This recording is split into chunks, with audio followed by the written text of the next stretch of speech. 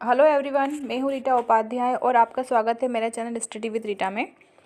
MPPSC 2019 mains की preparation हम यहाँ पर कर रहे हैं। तो उसके लिए आज मैं आपके लिए लेके आई हूँ भूगोल की एक यूनिट। फर्स्ट पेपर जो हमारा पार्ट है उसका सेकंड पार्ट है भूगोल। तो उसी का 4.3 यूनिट है ये, जिसमें दिया गया है आपदा प्रबंधन, यानी कि जो केस स्टडी जिसमें आती है वो वाला पोर्शन है ये। तो आज हमें 3 केस स्टडी सॉल्व करनी है। तो पहला हमारा केस स्टडी है भोपालग्रस्त त्रासदी, चार्नोबिल परमाणु संयंत्र, और तीसरा है भारतीय सुनामी। ये सारे केस स्टडी जो हैं वो 6 मार्क्स के हैं। तो चलिए स्टार्ट करते हैं। और वीडियो स्टार्ट करने के पहले आप चैनल को सब्सक्राइब ज़रूर कर लें ताकि आपको इसी तरह के वीडियोस रोज़ मिलते रहें, और बेल आइकन दबाना बिल्कुल ना भूलें। अगर वीडियो पसंद आता है तो लाइक कर दें, और जिन्हें भी ज़रूरत है इस समय उन्हें शेयर ज़रूर करें। तो पहला हम सॉल्व करते हैं भोपाल गैस त्रासदी। जब भी आपको कोई केस स्टडी आती है तो आपको निम्न बिंदुओं के आधार पर ही इसको सॉल्व करना है कि पहला उसकी तिथि व स्थान बताएं, फिर उसके बाद हम आपदा का उससे प्रकार बताएं कि किस प्रकार की आपदा थी ये, फिर आपको घटना बतानी है कि क्या घटना हुई एक्चुअल में वहाँ पर, और उसका फिर क्या प्रभाव पड़ा वहाँ के लोगों पर, और फिर उससे बताना है कि उस घटना के कारण क्या थे, उसके बाद उन्होंने क्या प्रबंधन किया, और भविष्य हेतु उन्होंने क्या प्रबंधन किए। ये सारा आपका आंसर फॉर्मेट होना चाहिए। तो चलिए स्टार्ट करते हैं। पहला है भोपाल गैस त्रासदी, और उसकी तिथि व स्थान है 2 से 3 दिसंबर 1984। भोपाल मध्य प्रदेश में यह त्रासदी हुई थी। इसका प्रकार है मानव जनित, क्योंकि मानवीय भूल के कारण यह घटना हुई थी। और इसमें घटना ये थी कि यूनियन कार्बाइड कारखाने से मिथाइल आइसोसाइनेट नामक जहरीली गैस का रिसाव हो गया था। ये घटना थी। एक्चुअल में हुआ क्या था कि ये एक पेस्टिसाइड बनाने का कारखाना था। तो 1984 तक जो पेस्टिसाइड की मांग थी वो कम होती चली गई। तो इसके चक्कर में क्या हुआ कि जो मिथाइल आइसोसाइनेट गैस उनके पास थी, उन्होंने बची हुई गैस को क्या कर दिया, एक टैंक में स्टोर करके रख दिया था। और उन टैंकों की डेली वो भाप के द्वारा सफाई करते थे। गर्म पानी की जो भाप होती है उससे टैंकों की सफाई होती थी, टैंक के जो पाइप थे उनकी।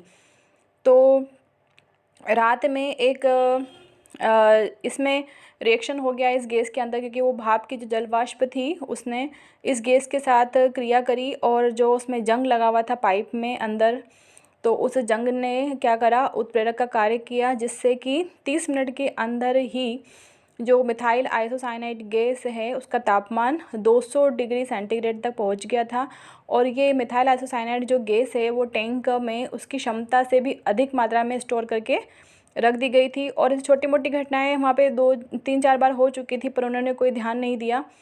पर इस बार ये बहुत बड़ी घटना हो गई, और मध्य रात्रि को हुई थी ये। तो अत्यधिक मात्रा में मिथाइल आइसोसाइनेट जो गैस है वो वातावरण में मुक्त हो गई थी। यह घटना एक्चुअल में वहाँ पर हुई थी भोपाल में। तो इसका प्रभाव क्या पड़ा वहाँ के लोगों पर कि 3783 लोगों की वहाँ पे मृत्यु हो गई थी भोपाल में। और नवजात शिशु जो उस टाइम पे पैदा होने वाले बच्चे थे, तो उनकी दर में 200% की वृद्धि हो गई। और आँख, त्वचा, श्वसन संबंधी रोग जो थे वहाँ के लोगों में स्थायी रूप से उत्पन्न हो गए, मतलब पीढ़ी दर पीढ़ी वो अभी तक चल रहे हैं। और जल प्रदूषण, वायु प्रदूषण भी काफ़ी मात्रा में हुआ था। और क्या वहाँ पे जो उस पानी की जो मछलियाँ थी उनको भी खाने से मना कर दिया था, मतलब मछलियों पर भी प्रभाव पड़ा था इनका।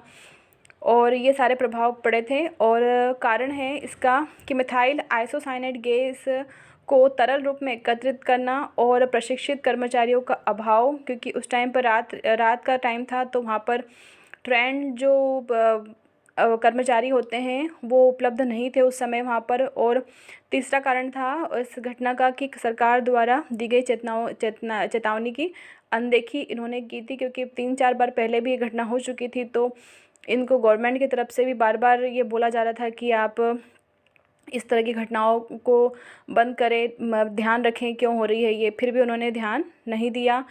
फिर ये सारे कारण थे। और प्रबंधन क्या किया उन्होंने उस समय, तो जब ये घटना हुई थी तब उस टाइम पर का ये प्रबंधन है कि उस टाइम पे क्या उन्होंने किस प्रकार से उस ट्रेजेडी को मैनेज किया था। तो अंतर्राष्ट्रीय स्तर की स्वास्थ्य विशेषज्ञ की टीम को भोपाल भेजा गया। घटना की जांच CBI तथा काउंसिल ऑफ साइंटिफिक रिसर्च द्वारा कराई गई। ये 2 प्रबंधन किए थे उन्होंने उस समय। और भविष्य हेतु क्या प्रबंधन किए थे, तो भविष्य हेतु उन्होंने प्रबंधन किया कि यहाँ प्रावधान नहीं, प्रबंधन आना चाहिए था। तो यूनियन कार्बाइड का जो कारखाना था वो उसे बंद कर दिया गया था।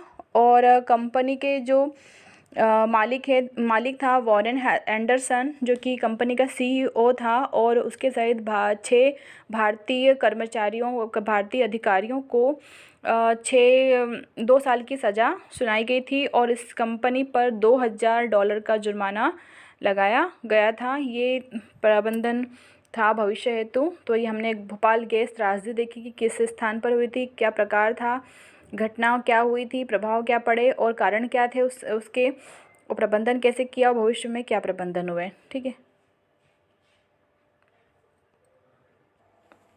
दूसरी हमारी घटना है चार्नोबिल परमाणु संयंत्र। इसका भी तिथि व स्थान है 26 अप्रैल 1986 यूक्रेन के चार्नोबिल में यह घटना हुई थी। इसका आपदा का प्रकार है मानव जनित घटना थी ये भी, क्योंकि ये भी एक मानवीय गलती इसको माना जाएगा। और घटना क्या थी कि तकनीकी परीक्षण के दौरान रिएक्टर 4 में अनियंत्रित क्रिया श्रृंखला शुरू होने से विस्फोट का होना। इसमें हुआ क्या था कि जो रिएक्टर था, इन्होंने वैज्ञानिक जो थे उस टाइम पर उन्होंने एक प्रयोग किया कि आपातकालीन स्थिति में हम ऐसा क्या करें जिससे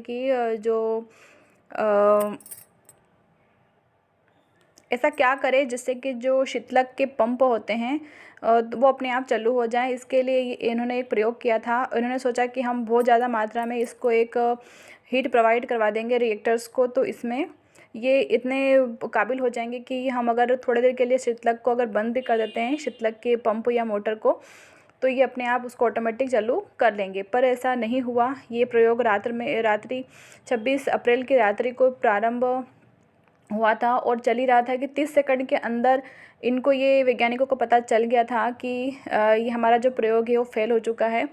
और इतने टाइम तक, थोड़ी देर के लिए जब उन्होंने शीतलक को बंद कर दिया था, इतनी ही देर में जो रिएक्टर था उसका तापमान कहीं ज़्यादा बढ़ गया। ऐसी स्थिति में उन्होंने जो छड़ें होती थी उसे नियंत्रित करने के लिए उसको रिएक्टर के अंदर डाला और गलती से वो छड़ें काफ़ी अंदर चली गई। और छड़ें तो पता है आपको कि इलेक्ट्रॉन्स को उत्सर्जित करती हैं, तो इसी चक्कर में अंदर चलने के ज़्यादा अंदर चली गई डीपली। और फिर जैसे ही उन्होंने उस छड़ों को बाहर निकाला खींच करके, इतनी देर में वहाँ पर कुछ क्रिया हुई, जो बता रहे हैं कि ये श्रृंखला क्रिया थी, तो वो अनियंत्रित हो गई और इसकी वजह से वहाँ पर विस्फोट हो गया था। इससे काफ़ी अत्यधिक मात्रा में लोगों की मृत्यु भी हुई थी। तो इससे क्या हुआ कि अत्यधिक मात्रा में रेडियोधर्मी तरंगें जो हैं वातावरण में मुक्त हो गई थी। पीढ़ी दर पीढ़ी म्यूटेशन के कारण बच्चे विकृत मानसिकता के पैदा हुए और 3 लाख लोग जो थे उस टाइम पर कैंसर के शिकार हो गए थे। मृत्यु वहाँ पर नहीं हुई थी, सिर्फ कैंसर वगैरह होना शुरू हो गए थे, बीमारियाँ उत्पन्न होना शुरू हो गई थी। तो इस वजह से लोग वहाँ से उस जगह से हटने लगे और इसलिए उनको क्या करा, पुनर्वास की व्यवस्था की गई उनकी।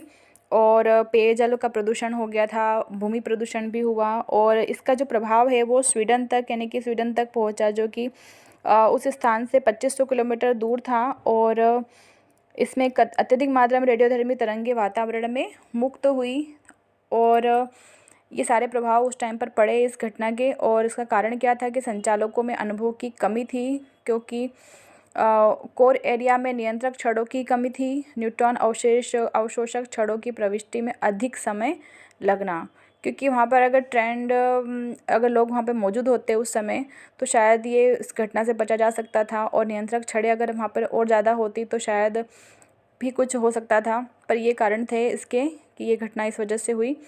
और इसका प्रबंधन क्या किया उन्होंने कि 3 लाख वैज्ञानिकों की टीम घटनास्थल पर तुरंत पहुंची और रिएक्टर को स्टील व सीमेंट से ढका गया। ये प्रबंधन उस टाइम पर उन्होंने किए।